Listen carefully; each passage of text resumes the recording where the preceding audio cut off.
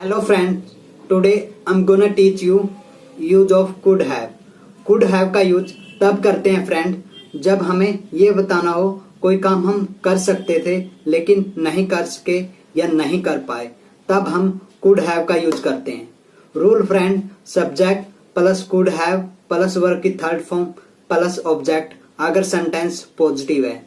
अगर sentence negative है, subject plus could not have plus verb की third form plus object. Let's see some example of could have.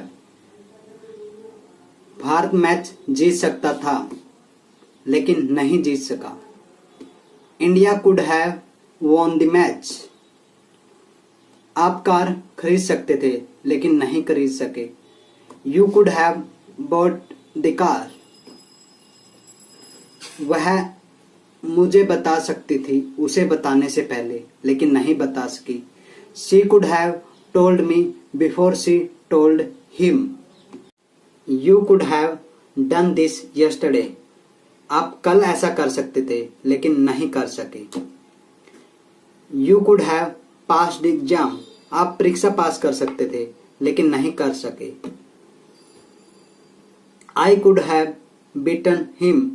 मैं उसे हरा सकता था लेकिन नहीं हरा सका। Let's see some negative sentences, friend. He could not have passed the exam. वह परीक्षा पास नहीं कर सकता था, मीन्स के संभव ही नहीं था। He could not have gone there. वह वहां नहीं जा सकता था। She could not have come here. वह यहाँ नहीं आ सकती थी। He could not have spoken English. वह इंग्लिश नहीं बोल सकता था। Let's see some example of could have been, friends. He could have been a teacher. वह एक शिक्षक हो सकता था। He could have been your son. वह आपका बेटा हो सकता था। She could have been gloomy. वह उदास हो सकती थी।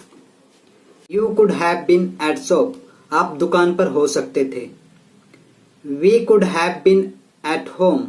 हम घर पे हो सकते थे। He could have been happy. वह खुश हो सकता था।